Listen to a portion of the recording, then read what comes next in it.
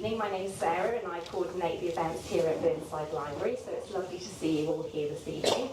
I'd also like to say hello to our friends at Roxby Community Library we're live streaming to this evening, so hello to you at Roxby as well. So we've got a crowd there who'll be enjoying the evening along with us, and they'll have the opportunity to ask questions as well as you.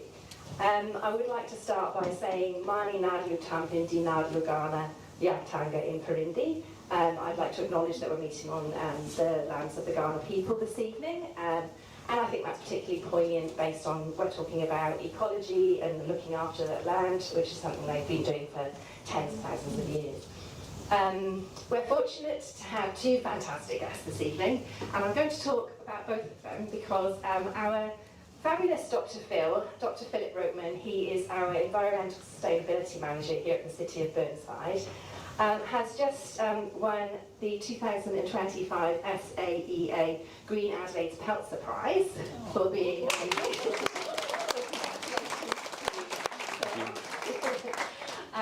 he's led lots of strategic initiatives that champion carbon neutrality and habitat restoration here in the City of Burnside, as well as many, many other things. He's also won the Unsung Hero for Science Communication in the South Australian Science Excellence Award as well. We could go on about Dr. Phil, but... Please don't. So he is a particularly fitting person, I think, to talk to our guest of honour this evening, Chris Hammer, who's come to share his republished version of The River, which was first published in 2010, but obviously a lot has happened regarding the river in that time, so this is an updated version. I'd also like to congratulate Chris on the success of Scrublands, which is now a very popular TV series. But obviously before that, and I'm sure that you're going to learn more about that, he was a investigative journalist, which was something that he did for, I've got a number here, 30 years. Yes, so we're going to learn more about that as well. But without further ado, I'm going to hand over to Dr. Phil Roetman and, of course, Chris Hammer. Thank you. Thanks, Sarah. Hi, everyone. Can you hear me okay? Yes. The front row is very close, and we're all the way to Roxby Downs. This is incredible. It's great to be here tonight talking to Chris Hammer. Thank you for coming to Adelaide, Chris. In this cold snap, Chris informs me that it's not a cold snap, he's from Canberra. When I was asked to talk to Chris tonight, I'm going to admit that I cheated. We have an environmental sustainability book club here at the City of Burnside, and there's several members in the audience. Great to see you here. And I asked them to read the book and tell me what they thought and give me some ideas of questions I could ask Chris. So it's like we're all interviewing you tonight, Chris. Okay. Fantastic. And one of the things we found really interesting about Chris is that transition that Sarah mentioned in his career. Chris, you started as a journalist, and then you moved to non-fiction, and then to crime fiction. Can you start us off tonight? Actually, before you do, who has read non-fiction by Chris? Non-fiction, like The River and The Coast. Oh, okay. Right. And who has read crime fiction by Chris? So we've got a lot of crime. Okay. Who's read both? A few read both. Who's read neither? And we've got copies available here tonight, haven't we? Right, great. So Chris, tell us about, we're going to talk about the journey through the Murray Darling Basin, but first tell us about that journey as an author. Okay. You can either look at it in two ways. You can see it as one thing leading to another and a certain inevitability about my progress, or you can just see it as a series of happy accidents, of sliding door moments where I was lucky the door slid the right way. So as Phil said, I was a journalist for 30 years. I worked pretty much split between covering federal politics in Canberra. So I first worked full-time in the old Parliament House in 1987 and last worked in a permanent Parliament House in 2017. So that's a 30-year span. In between times I had 2 long stints as a kind of roving foreign correspondent for SBS television. But it got to the point where I was working for the Age newspaper in the press gallery, This is the early days of the Rudd government. And my responsibilities, I was a so-called senior writer, and I had two topics, two rounds that I covered. One was national security and the other was the environment. And this was a time when the millennium drought was at its deepest and most severe. And the Rudd government was trying to implement a plan to save the Murray Darling Basin, the Murray Darling Basin plan. John Howard, in the dying days of his government, had seen the crisis, had tried to implement a plan, appointed Malcolm Turnbull, the Environment Minister, to implement this plan, but they failed. And the reason they failed wasn't really their fault. It was because the federal government has no power, no constitutional power over the rivers. So the only way that they could implement any sort of national strategy, and a strategy that would help particularly South Australia and the lower lakes, was to get the states on board. And what they tried to do there is they put $10 billion on the table. So it's a traditional way of the federal government gaining support from the states. They tried to buy it. They failed. Victoria wouldn't come on board. Rudd was elected. They put another $3 billion on the table, and there was agreement that there would be a plan, not what was in the plan. So that's what I was covering as a journalist. But it was a really technical argument, a technical debate, and a debate between interest groups. So graziers, state governments, environmental, peak bodies. And it was a debate about constitutional law and states' rights and water allocations and the environment and the differences between different catchments and different states, and on it went. And I was writing and I was thinking, is anyone who's not inside that debate going to understand what's going on? So it was sort of frustrating as a journalist. And then, lo and behold, I had this opportunity to write a book, this book, The River. Louise Adler, who you probably know, she's now the director of Adelaide Writers' Week, but at that point she was the publisher and CEO of Melbourne University Press. And she knew about my journalism, so I got this opportunity to go out and find what was really happening out in the river system.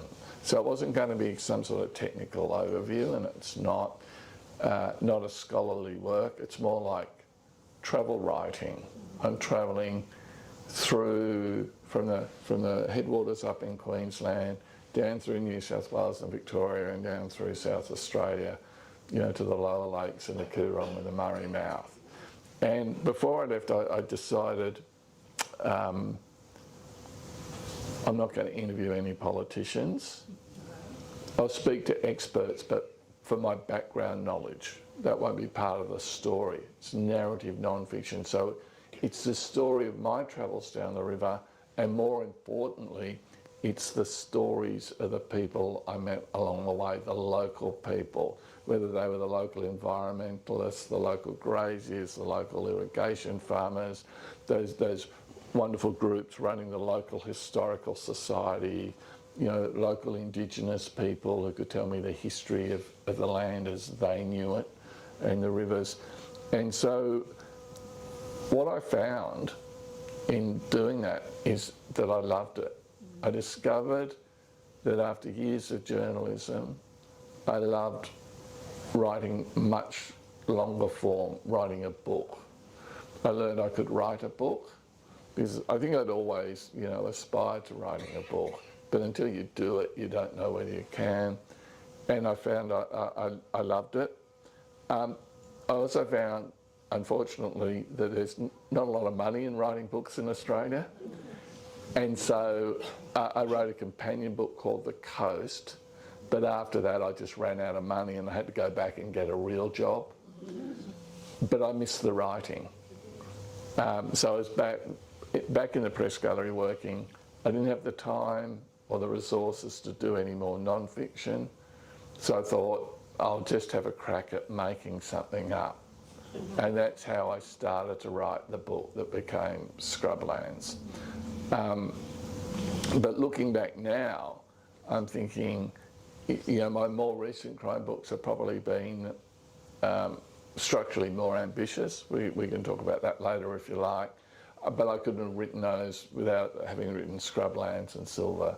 And I couldn't have written Scrublands and Silver if I hadn't written The River and the Coast. And I couldn't have written The River and the Coast if I hadn't been a journalist for all that time. So sorry, that's a very long-winded answer, but really that's how I came to be a crime fiction author. It wasn't planned, it just happened. That's a great answer, and I thought of a few additional questions during that, and we will have time for your questions. So if you have any questions you'd like to ask, I get the first half an hour at least, but then he's over to you. So please keep in mind those questions for afterwards. You mentioned narrative non-fiction then, and you said it was like travel writing. I think this is really important because science writing can be really dry, and I think the Environmental Sustainability Book Club will attest to that. Yeah, but this narrative non-fiction, it's like facts wrapped up in stories, and that's really engaging. That's the facts can hit people, but the stories are what really catch people and hold them. Is that what you're trying to achieve with narrative non-fiction? Absolutely. So it's not, The River is in no way a scholarly work. There's no footnotes, there's no index. At times it's very impressionistic. It's how I found a place. So if I arrive in a town and it's cold and overcast, that's how it is in the book. I'm not trying to be objective. You know, it's boiling hot and there's not a cloud in the sky, that's what's in the book. But in the background, I was talking to experts, and I knew a lot of experts, and I knew a lot of the technical underpinning of the book. I just didn't want it in the book. Now, you may or may not be surprised to hear that that's also true of fiction and crime fiction. So authors will be writing things down and developing things that don't appear in the narrative of the book. An obvious one in a crime story is a kind of a timeline. Where are all the characters?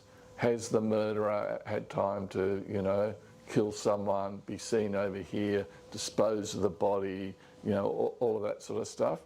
My books have maps in them.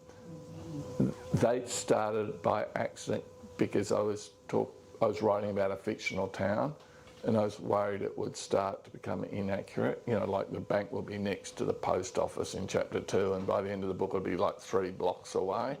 So I drew that map. It actually ended up, well, a book rendered by a proper artist ended up in the book. So there's a lot of things like that. Some authors will write rather extensive backstories for their characters, so they understand the characters really well, but they don't put that in the narrative.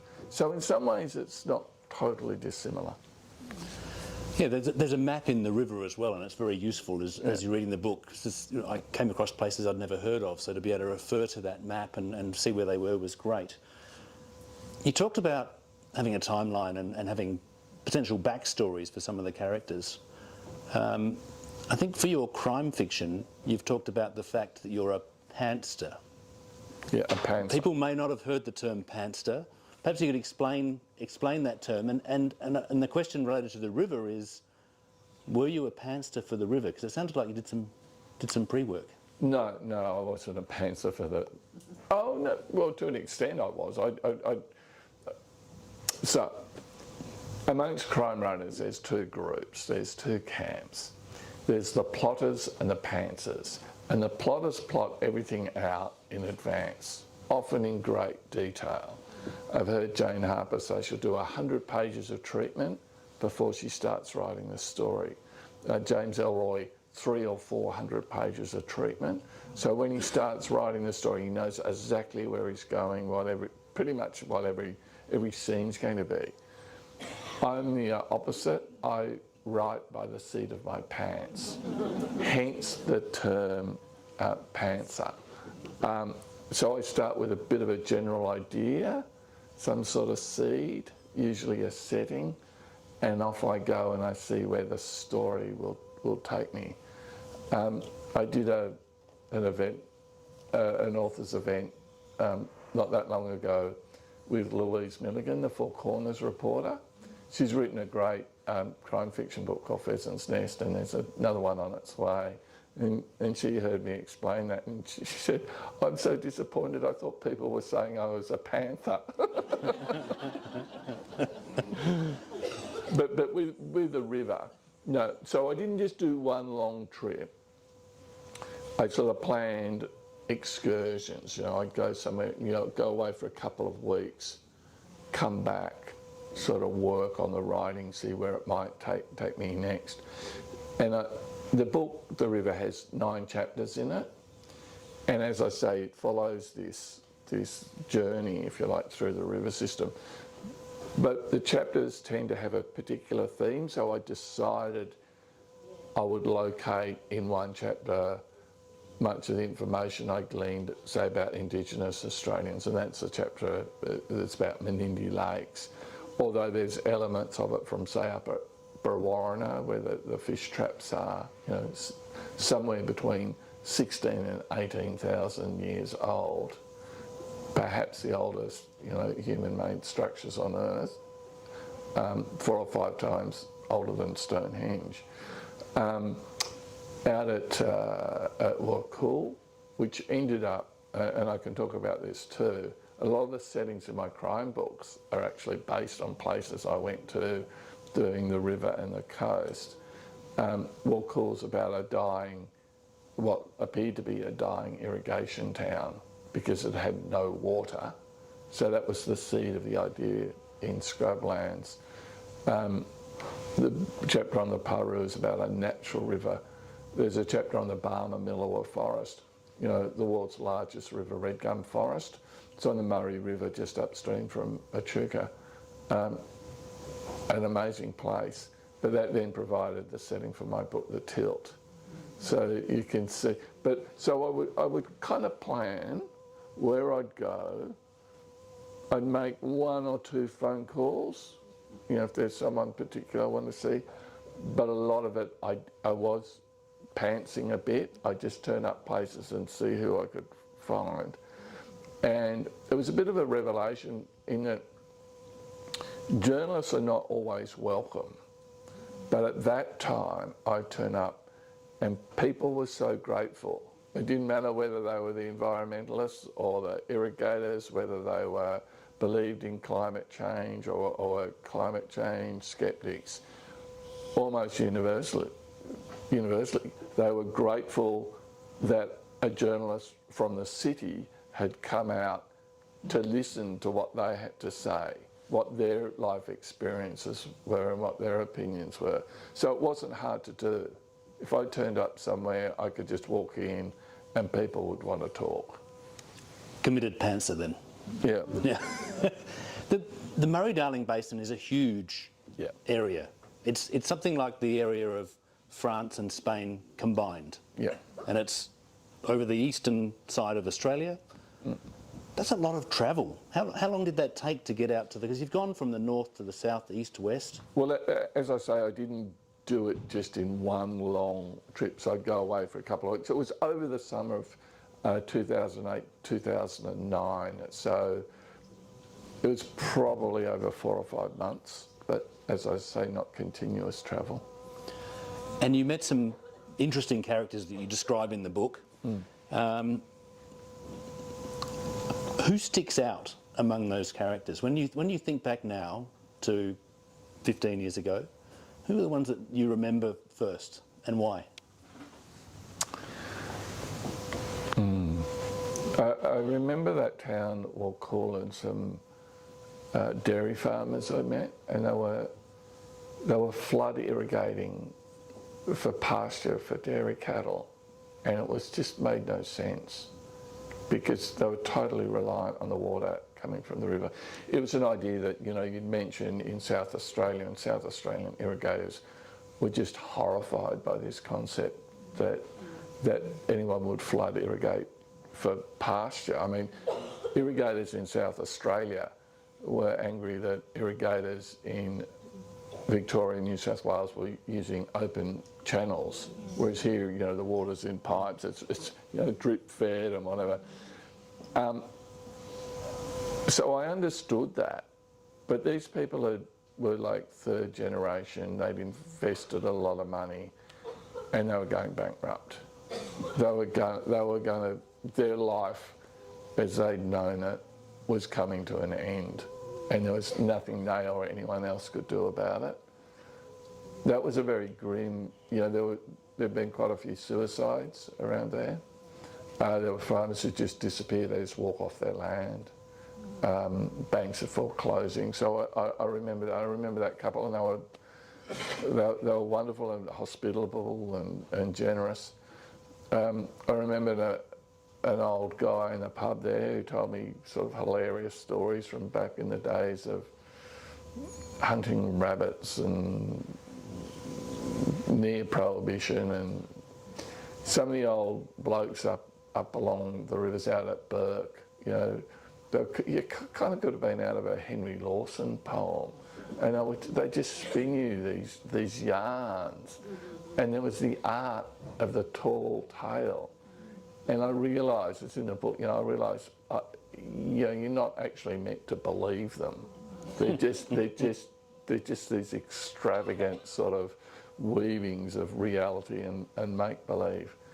So all the way through, one guy who I remember very well was a local historian. He would have been in his 80s, and he lived near, I forget the name of the town. He lived near the Barmah Forest, and his name was Tim Mannion, and he told me a story about when he was 11, that it was the Second World War, and there was this terrible drought, very, very severe drought, and he was tasked with taking the family cattle into the forest, into the Barmah Forest, because it was the only place you could get feed, and the cattle could water in the Murray River.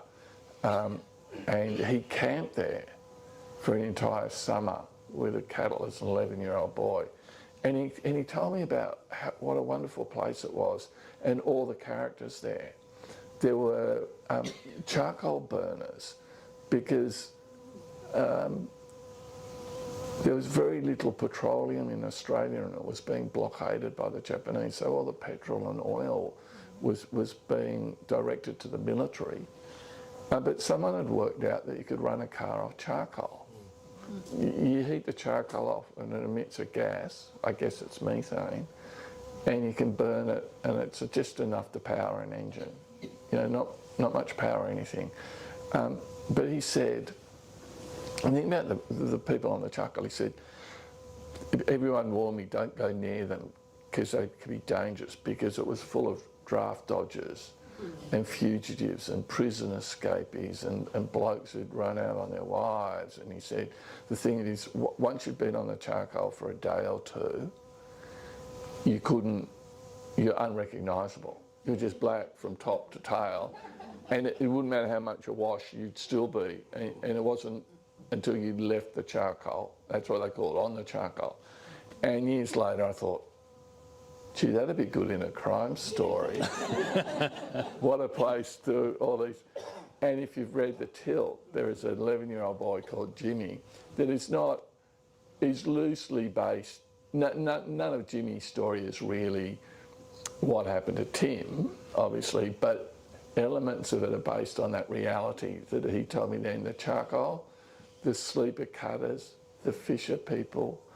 There was a bunch of people called gummers who would, because you couldn't get hold of paraffin, someone had worked out you could use the sap from the trees as a kind of a sealing wax and for wax and whatever.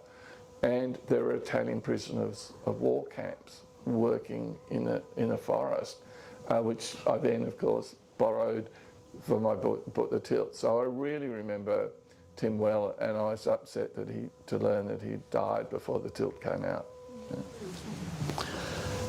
The story's powerful. That's narrative non-fiction. He's onto something. Yeah. But it's a hell of a lot more accessible than talking about the ins and outs of water trading. Like, water trading is pretty easy to explain to this extent. Everyone on the river, particularly the irrigation farmers, believe that everyone upstream is a thief and everyone downstream is a whinger. And the other thing, though, they believe about water trading is they're getting ripped off. That there are Wall Street and Pitt Street and Collins Street in there manipulating the market, so they're paying too much for their water. So they're the universal truths that are believed up and down the river system. You met some really interesting people, clearly. What about landscapes? When you think back to those trips, what are the landscapes that jump out at you?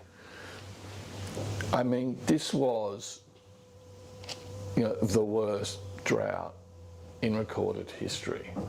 So some of the landscapes, the bizarre, the surreal vision of Lake Menindee, which is on the Darling River, and I think it's, you probably know better than me, about 100 kilometres east of Broken Hill.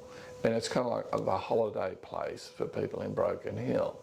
So up along the dunes, it's this road, it's called the Sunset Strip, and it's beach houses. So they look just like the beach houses you'd have at, I don't know, Robe or up the East Coast or wherever, except when I was there, they were looking out, not across Lake Menindee, but what could easily have been the surface of the moon. Just this grey wasteland with the occasional dead tree and not a drop of water. And it was, I felt like I was Doctor Who and I just walked out of the TARDIS. That was memorable. Full now, I remember the Darling River just being like a bit of a brown gutter, intermittent blue-green algae, toxic, devastating. Remember the Paru River, the last wild river, way out in the desert, but actually in remarkably good health compared to all the other rivers because there's no dams and there's no irrigation. One thing I did in the river, and it was a memorable landscape, but a memorable adventure. I thought I'd go off and I would find the source of the Murray River. So I took my son, who was 10 years old at the time, and we went bushwalking up to find the source of the Murray. Now, it's not hard to find on a map because it's the border between New South Wales and Victoria. It's that squiggly line, and at some point the border becomes a straight line between the source and the coast. So we set off and we got pretty much to the source, maybe a couple of hundred metres short, up on Cow-Wombat Flat. And the river there, the mighty Murray, is about this wide.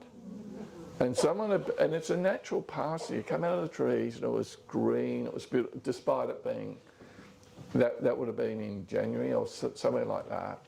And I know the next day was going to be 40 degrees and there was a bit of a concern about bushfires because it's going to be windy as well. I didn't want to be up there with my son, so we had to go. But someone had been in and planted little signs saying New South Wales, Victoria. So I've got these photos of my son, straddling the river, like a colossus. It's about this wide. What I do remember though, it was running clear and we could drink it. I mean, we couldn't carry enough water through the national. We walked for about 10 hours, 5 there, 5 back. And we couldn't carry enough water, so we're drinking water from streams. I was talking to a friend just 2 nights ago in Melbourne, and he was saying he'd been up there for the age, and he said you can't drink from it now because the brumbies and the feral pigs and whatever, so they kind of destroyed that pasture. So even up there, there's even in this vast national park, you have these issues. But that was very memorable. Interesting, memorable. What about unexpected? What happened that was really unexpected while you're on these travels? Oh, I was out in up north of Brewarrina, up on the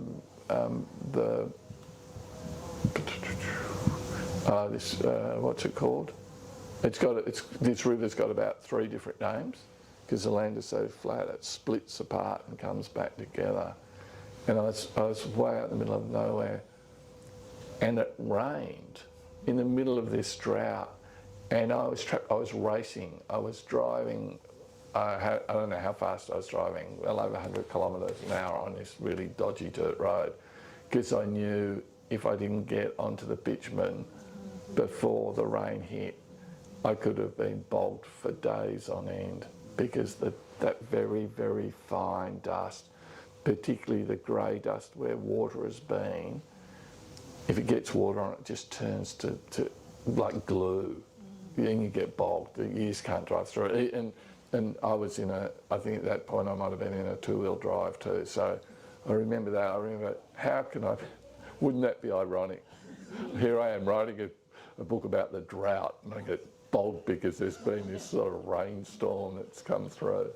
The most unexpected things, I think, though, were just the people, and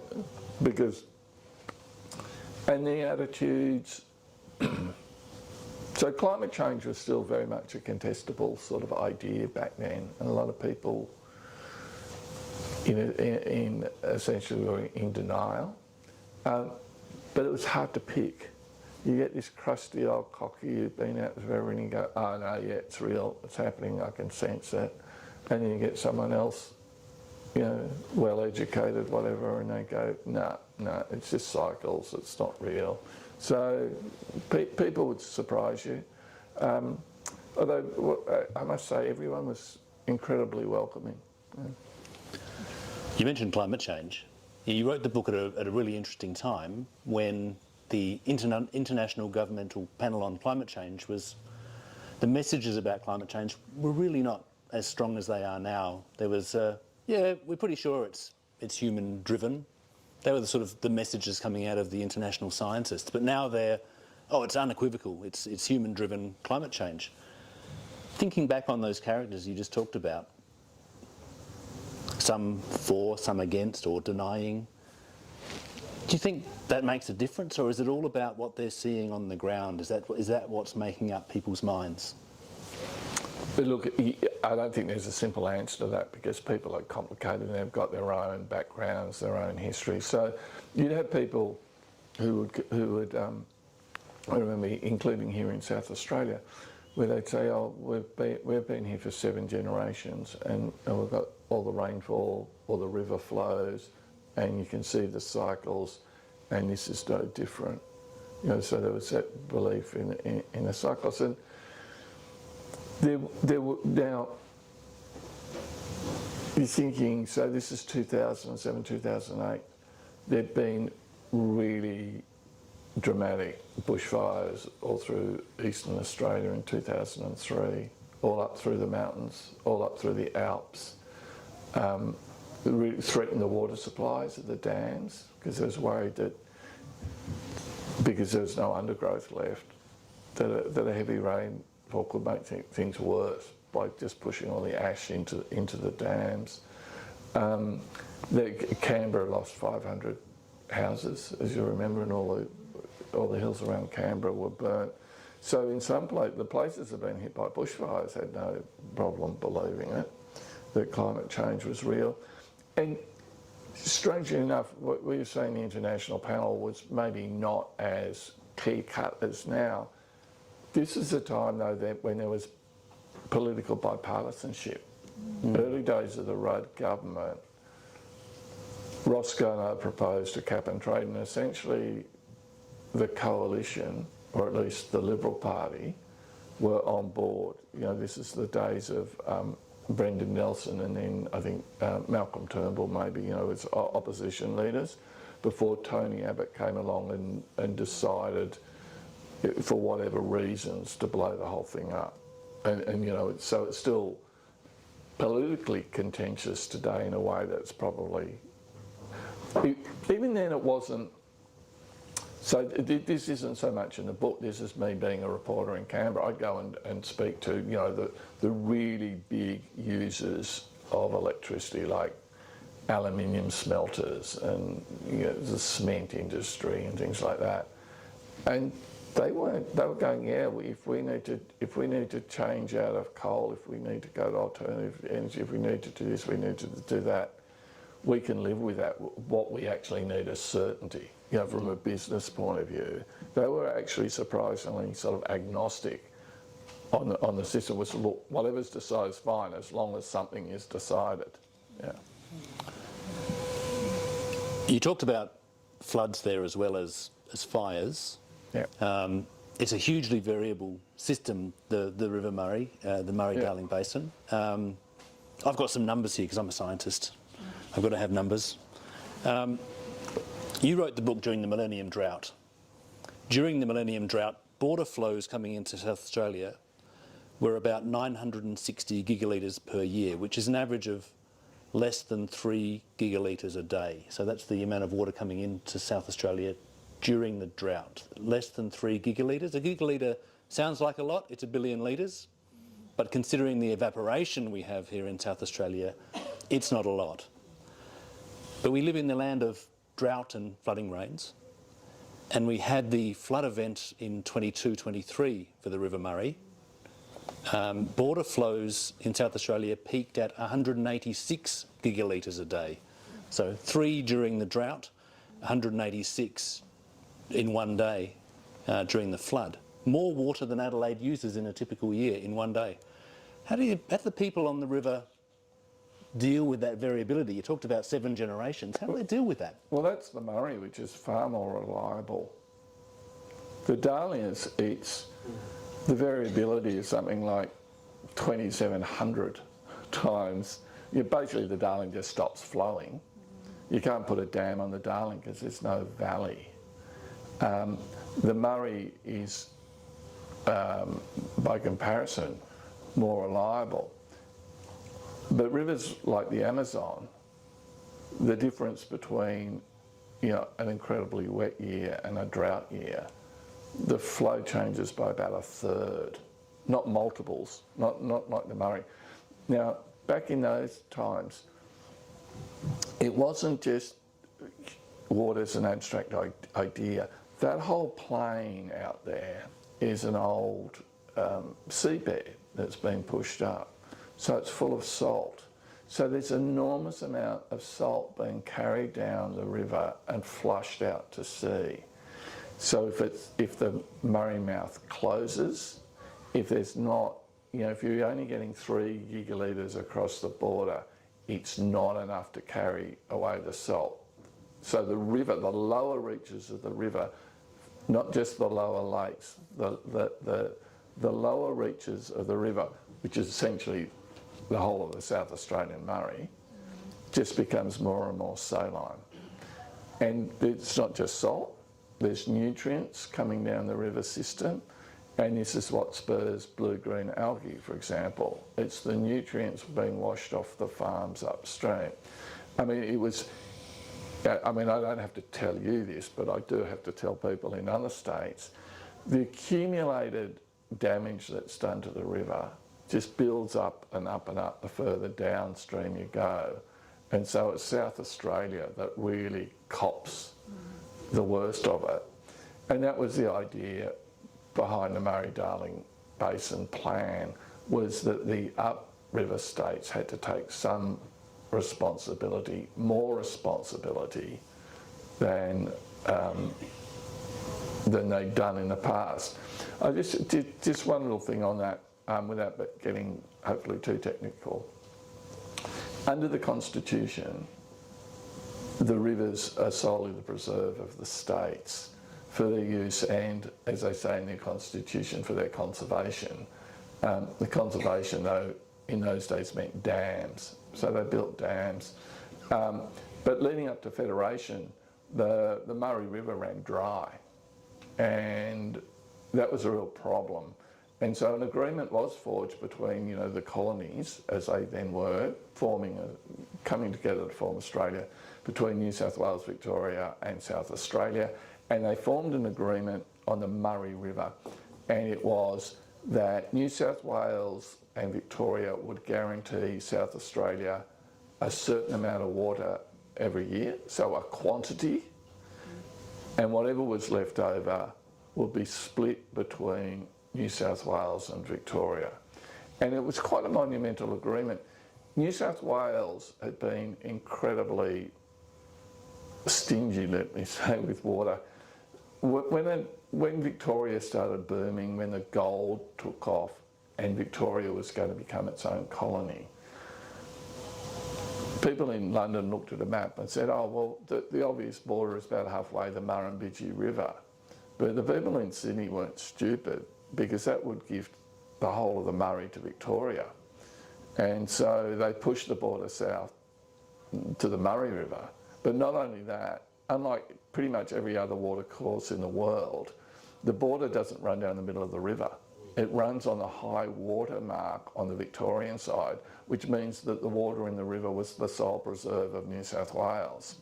So it was a big deal getting this agreement together to get a guaranteed amount of water down to South Australia and to have the rest of the water shared equally between New South Wales and Victoria.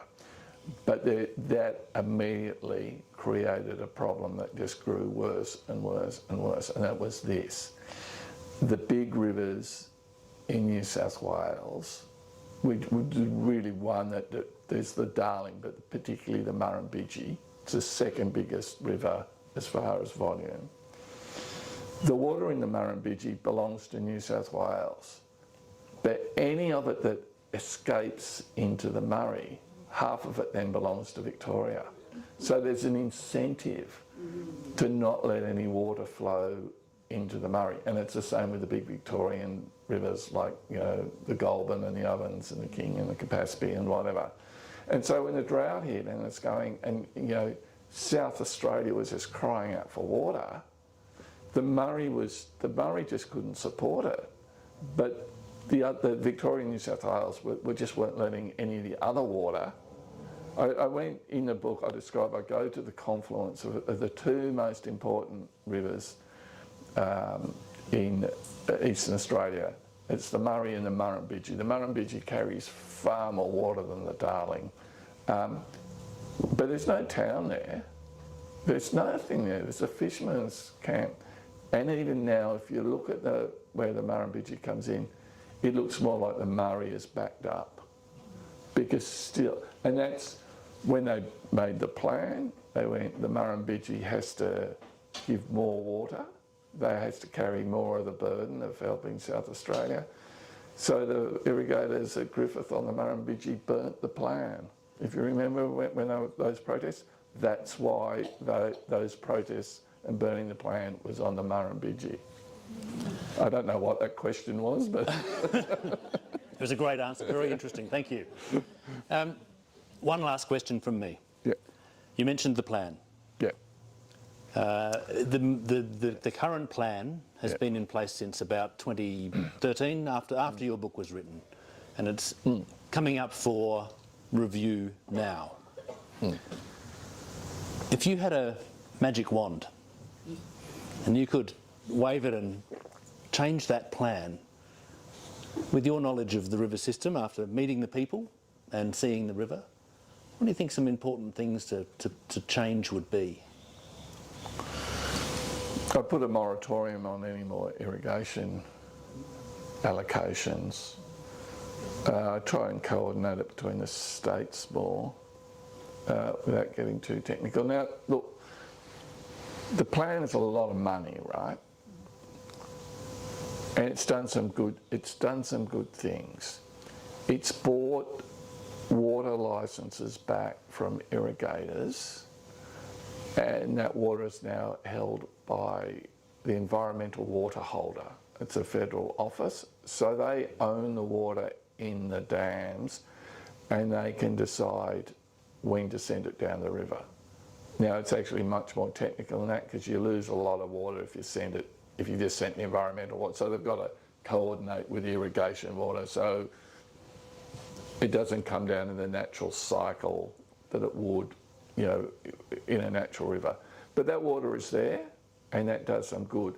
Another lot of the money from the plan helped buy out irrigators that really needed to go, like those floodplain, you know, flood irrigators doing dairy and that in inappropriate places. Put a lot of infrastructure in up in, you know, New South Wales and Victoria, you know, the sort of thing that South Australia's had for decades, you know, sort of making the canals, either sealing them or, you know, making the water use more efficient. So it's not as if the plan has been pointless or wasted. But the Wentworth group of concerned scientists, and this is the group of the real water experts in Australia, that it's their conclusion that the plan just hasn't gone far enough, hasn't been able to deliver enough for all sorts of reasons. There's a lot of vested interests in a Murray Darling, in the big agricultural sectors and whatever. It's a difficult technical problem, but overwhelmingly it's a political problem. Yeah. Thanks, Chris. I think we should open up to the floor. We haven't talked about how we would manage this, but who's got questions? And they can be crime novel related. We've talked about the river mostly. Who killed the river? Who killed the river? It's a who done it. We did. No, my question actually was going to be, in your opinion, how did we score saving the Murray? How do we do? How do we do it? The answer is to use less water. Here's a problem though. Some years, maybe this year, there's plenty of water. Okay. There may be drought in South Australia if you're a dryland farmer, so-called dryland farmer. But for irrigation, there's probably enough water in the dams this year. The problem is, every year it kind of gets ratcheted up, the water use. So what happened? The Murray River runs dry in the Federation drought. The states get together, or the colonies as they were, and they come up with a Murray River Agreement to drought-proof the river. And to do that, they agree to have a series of weirs and dams. South Australia is still very interested in using the river for navigation, not so much the upriver states. And to guarantee the river won't run dry again, they build this big dam, the Hume Dam, up above Albury there on the Murray River. And that's there to drought-proof. And it would have worked. It would have been perfect if they didn't hand out any more irrigation licences. But the trouble is, in the wet years, there's all this water just flowing down, as you were saying, during floods. And it's, you know, to the mind of the irrigators, it's going to waste. So you had a series of wet years, more and more water is allocated, then the next drought comes. And so they go, we're going to drought-proof the Murray, we're going to build the Snowy Mountain scheme and turn the rivers that run to the coast, to the south and east coast, we're going to turn them inland and send them down the Murrumbidgee and the Murray rivers. And they do that. And it drought-proofs the river. Except then there's wet years. And so they build Colliambly, they build other irrigation schemes, they hand out more land. And then another drought comes. So they build Dartmouth Dam up in the high mountains of Victoria with the same capacity as the Hume Dam, but not as big a catchment, so it takes longer to fill. And when it was built, everyone was assured it would never, except in an absolute crisis, get below 80% full. The dam of last resort, when I went there, it was 9% full. The power station had been mothballed for a couple of years. They couldn't let water out of the outlet because it was too high. They could only let water out through a maintenance channel that was built into the dam for maintenance, not as a way of getting water out. And that's the real problem. Every time there's a series of wet years, the complacency comes back in. Chris, you said the answer is we need to use less water, which is absolutely right. Yeah.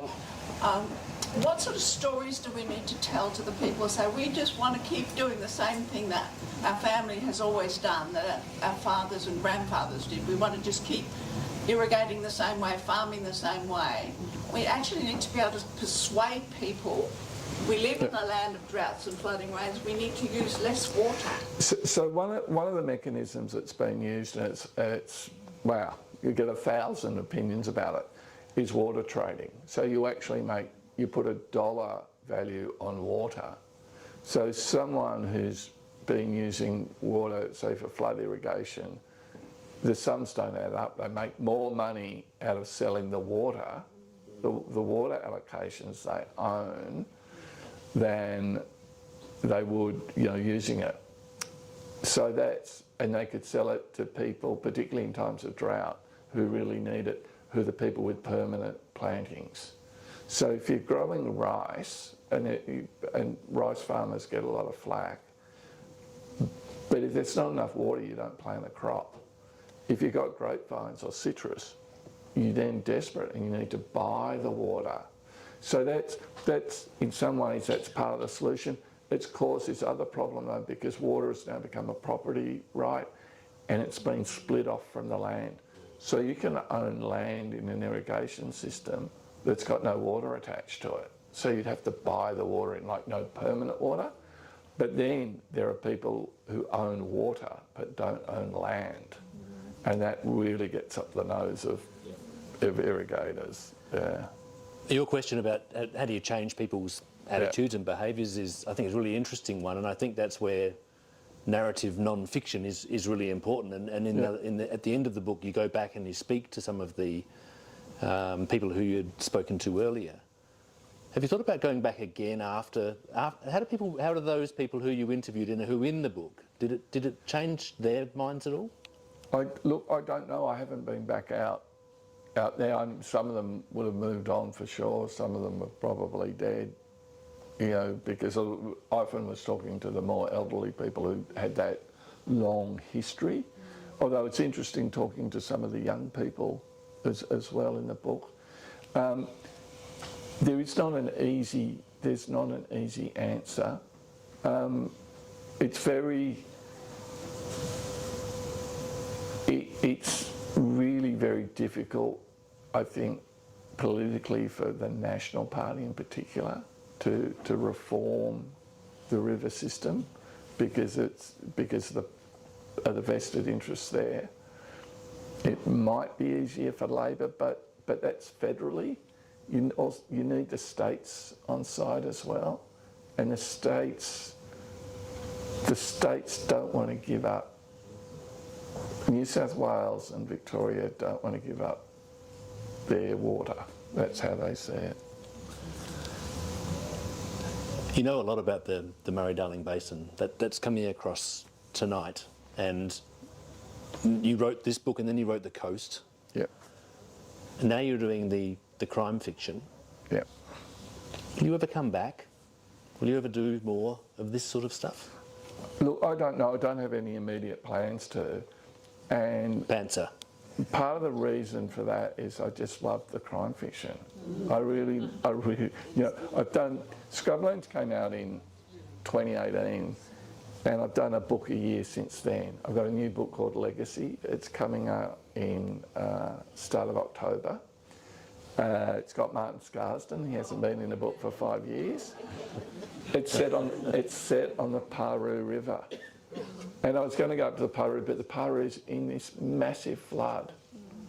So one thing I touched on, a friend noticed that there's a line, one of the predictions that the climate scientists were making back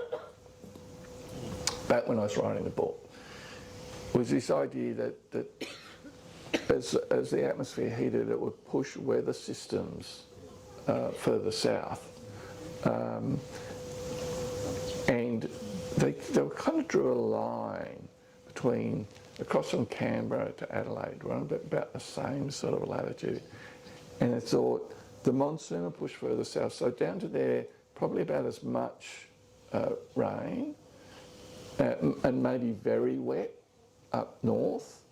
The further north you went with the monsoon, but then Victoria, South Australia, down into northern Tasmania would be drier, be more susceptible to drought, and the same over in Western Australia. And I've read that and look at the moment, it's been flooding. I mean, there's more water in the Coopers Creek and the Lake Eyre system than down, you know, in what it's meant to be the wetter sort of pastoral areas of South Australia. And that was a pretty good prediction. I think we've got a question from Roxby Downs, do we? Yeah, or Roxby, yeah. Yeah, we've got a question from Roxby there. Someone would like to know, what involvement did you have in adapting Scrublands to TV? Okay, so the question, what role did I have in adapting Scrublands to television? Very little, which is probably a good thing. It's very strange. With the books, the editing process, all that is incredibly respectful. Unlike journalism, where people, you know, sub-editors and editors will just hack your stuff up to fit a page or something. So that's the books. But the TV, I really had very little to do with the first two series. I just spent a week, a month or two ago in Sydney in the writer's room for Trust, the third book that's now in development and hopefully will be made. I think it'll be made because the first two series have been well received, have been successful. No, but a very close friend of mine is the chief screenwriter and producer, almost like a showrunner. And so she'd send me occasional sort of shots from the set, and every now and then ask a bit of advice, just usually a text. She got one time, oh, Martin's talking to, he's talking to the editor of the Sydney Morning Herald on the phone. You remember that bit of the book? Okay, yeah. She goes, so we've got to show the office. What does the office of the editor of the Sydney Morning Herald look like? And she's asking me, because I used to work for the Sydney Morning Herald, right? I go, well, I don't know. They've been bought by Channel 9 and they've shifted buildings, but let me see if I can find out. So I text the editor of the Sydney Morning Herald, Bevan Shields, who I know used to be the chief of staff in Canberra in the Press Gallery Bureau. Hey, Bevan, for the TV show, what does your office look like? Yes. What bloody office? It's all open plan. So that was my contribution. I did go recently. So the second series, you know, in the nature of television, it's called Scrublands Silver. The book is set up on the far north coast of New South Wales, but the TV show is filmed in Augusta in Western Australia. It's about 4 hours south of Perth. But I was invited over to the Margaret River Writers' Festival, and there's another Australian author, Jock Sarong, who's there, but he was one of the screenwriters. So we went down to Augusta and had an event like this down in Augusta with all the locals, and they'd all been like extras, and they still had lots of the stuff. And Jock and I were driving around going, oh, look, that's that place, and there's that place. So, no, fortunately, I haven't really had much involvement. I did, as I say, with the third series, it was the first week, and it was very much a brainstorming session. It wasn't actually plotting or writing the episodes. I found it really interesting, really intriguing. It made me full of admiration for the people who do it. But it's quite different. The medium's quite different. You know, in Scrublands, in the book, the whole story is told through the eyes of Martin's cast, and he's in every scene, and you can read what he's thinking. You only have his impression about what other people are thinking. But you can't really do that with television. You can't unless you have that really clumsy kind of voiceover thing, you've got to leave it to the actors to show what they're feeling and thinking, you know, by the expression on their faces. And the camera has to be more objective. And they can't really, because of that, they can't really stay with one character the whole way. They need to break it out. They can't just refer to things that happened in the past. They need to sort of go and film them. So it really is a different medium. So they've changed one plot line totally in the TV show than the book, which I can understand why, but what it meant for me when I was watching it is I didn't know what was going to happen. So I was glued. It really kind of sucked me in. I'm going, oh, I wonder what's going to happen next. All going back. So you like watching them on television? Yeah, yeah, I do. It's a bit nerve-wracking, but when they do, so Scrublands opens with a very dramatic scene of a priest shooting 5 people dead. And that's not a spoiler. It's the first couple of pages of the book, even for the people who haven't read it. And it's exactly the same in the TV show. And it sucked me in. And because for me, it was almost like an out-of-body experience, because what I'd sort of, and it's not based on a real incident, right? It was just something that I'd thought up, the way it unfolded. And they did it like absolutely perfectly, as if they'd sort of grabbed it out of my mind. It was quite an experience. Made it all the more bizarre because I was watching it. It's on an advanced copy they'd sent me, and I was in Istanbul. You said they grabbed it out of your mind. Yeah. You did write it down. Yeah. Yeah. I'm a bit interested in your process in coming up with some of the characters' names in these books, because they're quite unusual and quite evocative. I wonder if you can talk a little bit about what your mental process is in coming up with names like Funkleton. Yeah, I wish I could claim some sort of great sort of insight or strategy. But what was happening? I'd written the river and the coast, and the river in particular was well received. It just didn't sell any books, right? So I go back. I'm working as a journalist. I'm writing the book that became Scrublands for my own satisfaction. And as it went along, I thought, oh no, this is not bad, this will get published. But I had the same expectations. I thought, it'll get published, I'll have a launch, or my mates will come along, slap me on the back, tell me I'm the best author since Hemingway, and then I'll go back to my day job. Which is actually the reality for most authors in Australia. They don't make enough money to make a living out of it, right? And so I think I just got a bit bored, because I was writing for my own self. So I started coming up with these sort of outlandish kind of Dickensian names. You had Harley Snouch and Codger Harris and Maurice Montefiore and Mandalay Blonde. Yeah, Mandalay, right. Where did that come from? Who knows? And then the book gets published, and it's really successful. It's like the #1 fiction book in Australia. And suddenly I'm at events like this, and someone asks about the names, I'm feeling really awkward and sheepish. Until I'm signing books, and I remember clearly a woman said, oh, I just love the names in your book because they're so distinctive.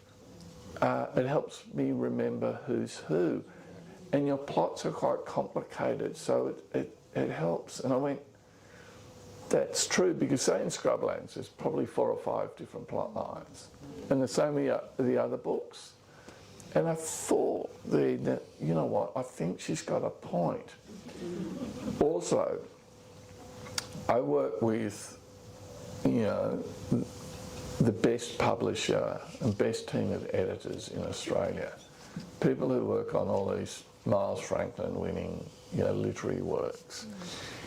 If they didn't think it wasn't working, they would have pulled me up on it. But I think maybe they thought, yeah, that's probably got some merit.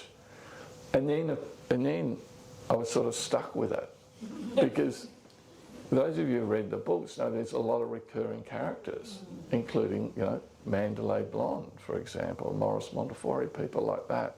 So I couldn't have all the, you know, even Martin Scarsden. I actually like that name, Scarsden, right? So I couldn't have all the recurring characters having these really distinctive Dickensian names, and then have all the new characters have these sort of bland, sort of Tom, Dick and Harry. So I've had to lean into it a bit without going overboard. I think maybe Peke's silly name might be in Treasure and Dirt. There's a guy who owns an earth moving equipment hire company, and his name's Trevor Topsoil. I think that might be pushing the envelope a bit too far. Another one from Roxby? Yeah. So sticking with characters, how do you find the balance between telling your characters' personal stories while exploring the bigger themes of politics and environment? Wow, that's a good question. I think when I started writing Scrublands, I thought I'm going to try my hand at crime fiction, and a good plot, a cracking plot, is the be-all and the end-all of a crime fiction book. By the time I'd finished writing it, I changed my mind. Like, you can see the setting is really important in that book. The characters are important. Martin's own emotional journey becomes important. You can read Scrublands as a kind of a redemption story. You know, the Martin Scarsden at the end of the book is quite different than he is at the start of the book. He's becoming far more self-aware. You know, he's entered into this adult relationship with Mandy. So, and I realised in that I like that about the book. And I think it resonated with a lot of readers too, that the characters are people that you actually care about. So if you have a crime book or an action book, it's all action or all mystery or whatever, but you don't care about the characters, you don't care if they're in danger, it's not going to have the same resonance. So now what I think, when I'm doing a book, I think it's almost like you're inventing a world. It's a world that's very adjacent to our reality in Australia. It's not full of magic or aliens or anything like that. But it's still an imagined world. That's why I think the setting is so important, because that's the stage on which the characters will appear, where the plot will unfold. And I think what I'm saying to the reader is, come with me. I'm going to take you away from your day-to-day life, and I'm going to tell you a story. Come with me to this other place, to this setting with these characters. There'll be these mysteries, there'll be these plots. It'll touch on issues, as crime fiction often does, or maybe matters of societal concern. It might be the environment, it might be political corruption, it might be gambling or violence or whatever it is. And my feeling now is if you can get all those things working together, then the whole is greater than the sum of the parts. So to answer the question, it's not a matter of either or, it's trying to get them all working together without artificially overloading it in any way, because then you'll break that spell as well. So it's got to seem natural. I think that might be one of the benefits of being a pantser, because it's almost like I'm trying to discover the story. I'm trying to uncover the mystery at the same time as the characters are in the book. And so I think that helps it come alive in the minds of the reader. It's one thing I've really learned, and maybe it goes to explain the resilience of books in this digital age, is that there's two creative processes with a book. There's the bit that I do, and then there's the bit that you do as the reader. So hopefully I'm creating a world that's defined enough that you can imagine yourself in it, but with enough space for your own imaginations to take over. And this comes home, say, when I'm in the UK, contrast here, I get people who say, oh, I used to live in that town, or I used to live in that landscape, I know it so well, you've described it, I can see it. And then I'll run into people in the UK, they've never been to Australia. You know, they think there's Sydney and the outback. Or it's all like Ramsay Street, you know. And yet, so I'm not sure what they're imagining, but they're imagining. And that's a really important part. And maybe even that hopefully there's an element of that in the river, even though it's non-fiction. There's a little bit of that evocation of the setting and of the characters and the places. You mentioned the characters' emotional journey through the book. Yeah. But your emotional journey as you're writing a book. How many books in how many years?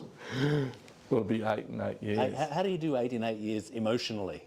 Look, mainly it's well, it's fun. I work very hard at it, but I don't feel it's work. I don't feel it's a proper job. I think at some point someone's going to blow the whistle and say, how's he getting away with that? One question I do ask sometimes when I'm doing your job, I'm interviewing another author. I ask, how emotional do you get in writing? You know, you're writing a scene. Do you ever find yourself laughing along with the characters? Do you ever find yourself shedding a tear? Having a little weep at an emotional part in the book that you're writing? And half the authors look at me as if I'm crazy. What the hell do you mean? No. And the other half go, how the hell do you know? So yeah, I'll get emotionally involved in a story, even though I know it's made up. I think we've got time for one more question, and we've got one down in the corner here. Chris, I haven't actually read your River book, but I'm looking forward to doing so. I actually had the pleasure and the frustration of working on the River Murray for 3 years before the millennial drought, and actually assisted with the movement of the Lower Murray irrigators from Jervois down to the River Murray from their flood irrigation movement. We had a magic moment in time then that my old colleagues and I get together and talk about. Peter Cullen was head of the Whitworth group you were talking about. Yes. And Malcolm Turnbull hadn't lost the plot, and everything was realigned. As you mentioned, there was bipartisan agreement, and then it all really fell apart. I know they've worked on a lot of those components since, but we thought we had that magic moment, and that plan was pretty good. And you're very familiar with politicians. The states just ripped it all apart again following that. Do you think we're going to get to that moment again? Because the river is still so important for the nation as our food bottle. Yeah, there's this cycles, as I said, of complacency when there's water, and then another generation of politicians will be there. So the process certainly hasn't finished. So yeah, I'm hopeful. I'm simultaneously hopeful and sceptical. I don't know that I can see it. And of course, there were problems. There would be problems with the river system without climate change, but with climate change piled on top, there's that adds another element, much of which is unpredictable. Thanks, Chris. I think we can all thank Chris for coming down to Adelaide tonight to talk to us. Thanks, Chris.